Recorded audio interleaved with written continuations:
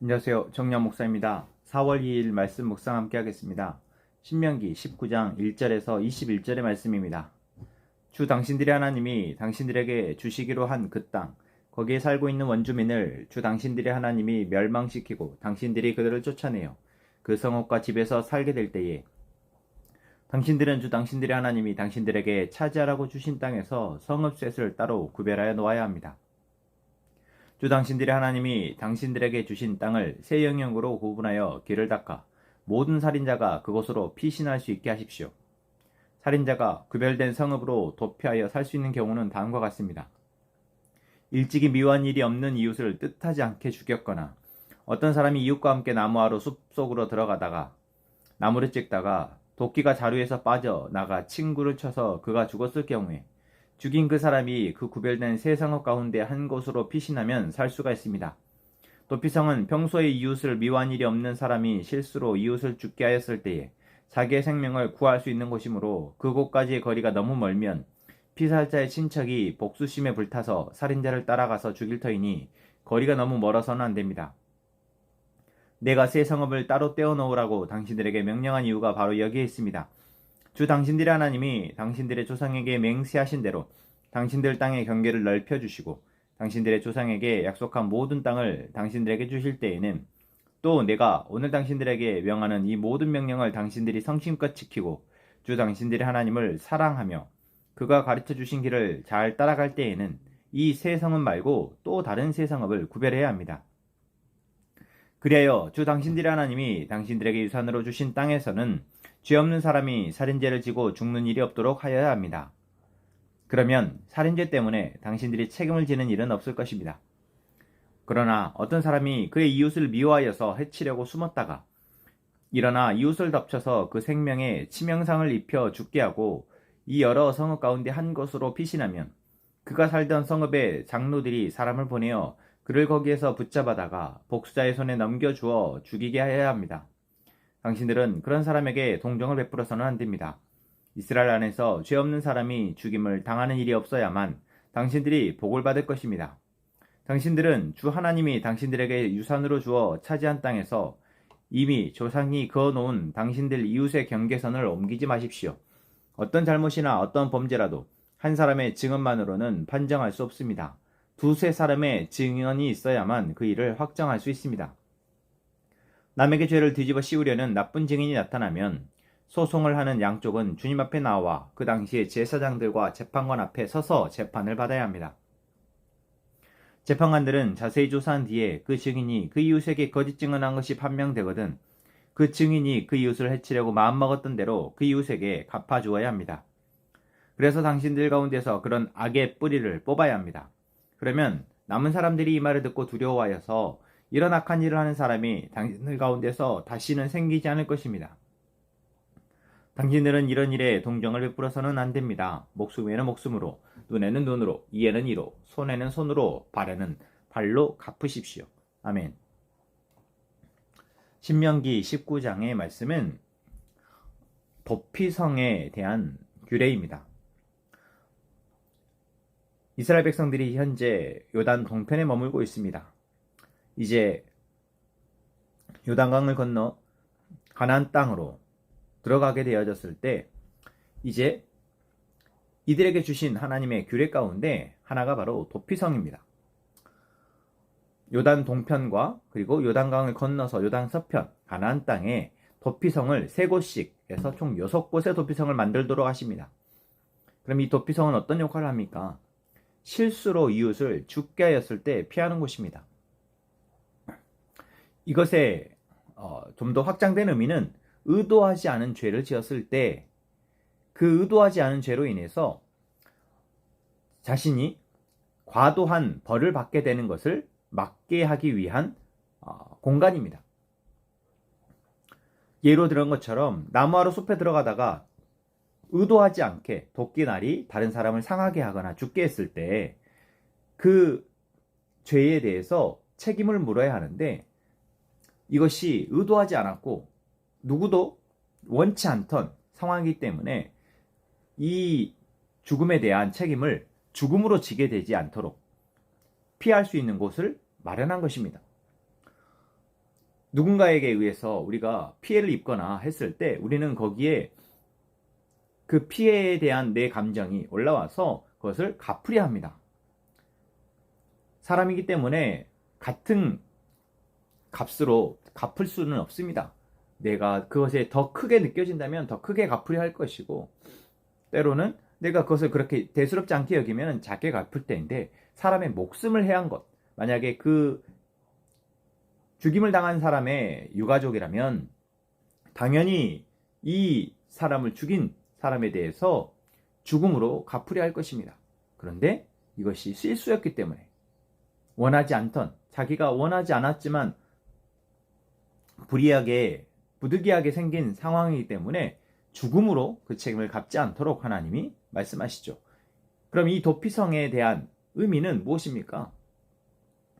우리가 삶을 살아가다 보면 실수할 수 있고, 내가 알지 못해서나 또는 원하지 않았는데도 불구하고 잘못을 행하게 되는 경우들이 있습니다.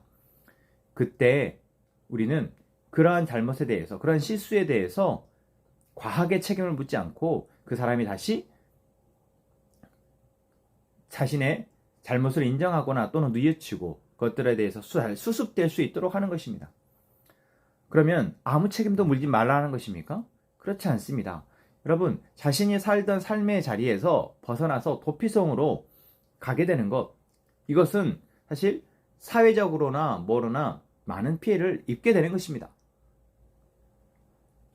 그리고 이 도피성에 한번 들어오게 되면은 이 도피성에서 쉽게 나갈 수 없는 것이죠. 그렇기 때문에 이 하나의 도피성을 가지고 우리가 많은 상황의 어떤 사례에 대해서 다 이렇게 한다라고 적용할 수는 없지만, 하나님이 이 도피성을 통해서 주시는 마음은 바로 의도하지 않은 죄에 대해서 너무 과도한 책임을 묻지 않도록 하는 것입니다. 반면에 오늘 본문의 하반부에 나오는 것처럼 누군가가 의도적으로 남을 해치게 되었을 때는 거기에 대해서 반드시 그것에 합당한 값을 치러야 한다라고 말하고 있습니다. 또한 의도적으로 남에게 죄를 뒤집어 씌운 사람, 남을 음해하고 하는 사람에 대해서도 엄히 다스리라.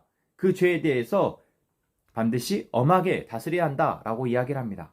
그리고 의도적으로 남을 음해하려고 하는 사람들이 쉽게 남을 음해하지 못하도록 두세 사람의 증언이 있어야지만 죄에 대해서 확정하라라고 이야기합니다. 법치가 확정되지 않은 이러한 시대에 하나님은 하나님의 백성들이 쉽게 남을 음해하거나 미워하거나 음해하지 못하도록, 과도한 폭력을 행사하지 않도록 하나님이 이렇게 법으로 정하신 것이죠.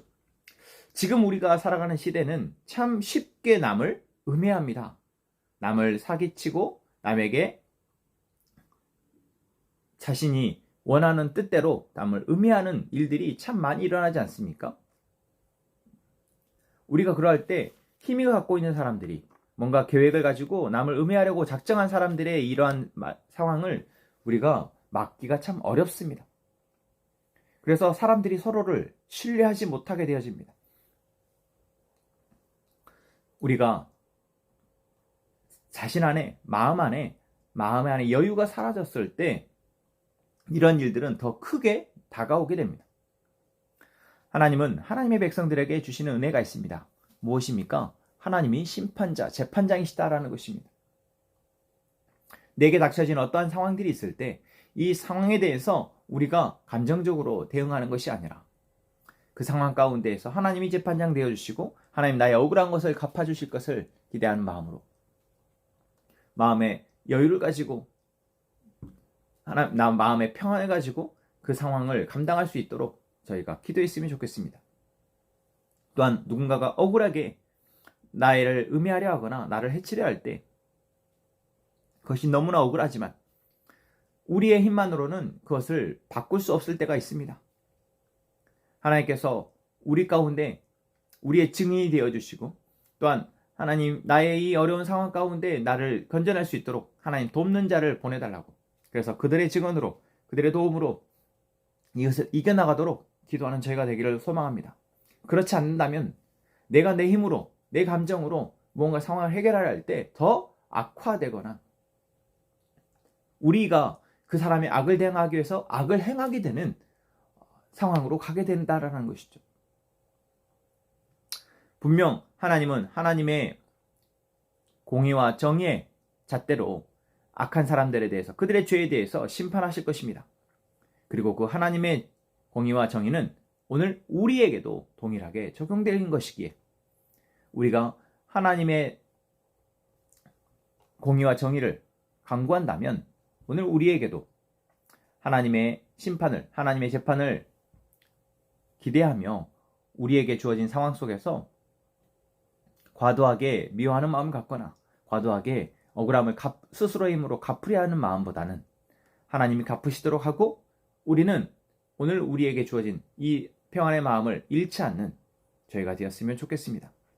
참 많이 혼탁한 이 시대에 오히려 우리가 더 진리에 바로 서서 이 세상의 거짓을, 이 세상의 악함을 정화하는 그런 저희가 또한 될 수 있도록 기도하는 저희가 되기를 소망합니다.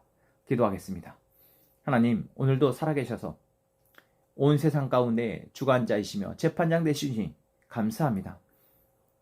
이 세상은 너무나 악이 팽배하여서 쉽게 사람을 해하거나 쉽게 사람을 속이거나 쉽게 사람을 죽이는 일들이 너무나 많습니다. 단순히 육체의 생명만이 아니라 그 사람의 사회적인 생명, 여러 가지 그 사람에게 인생을 망칠 수 있는 일들을 쉽게 행하는 이 악한 세대에 저희가 살아가고 있음을 고백합니다. 주님, 우리를 지켜주옵소서. 우리가 그 악함에 피해를 입었을 때 하나님, 우리가 할 수 없사오니 하나님 우리를 지켜주시고 하나님 우리의 증인 되어주시고 우리의 보호자 되셔서 우리로 그 악함에 물들지 아니하도록, 그 악함이 우리를 주저앉히지 않도록 주님 우리를 붙잡아 주옵소서. 또한 이 세상의 악함에 대해서 우리가 하나님의 진리를 가지고 이 세상의 거짓됨을 바로잡을 수 있는, 그것을 향해 진리로 외칠 수 있는 저희가 될 수 있도록 인도하여 주옵소서. 감사합니다. 예수님의 이름으로 기도합니다. 아멘.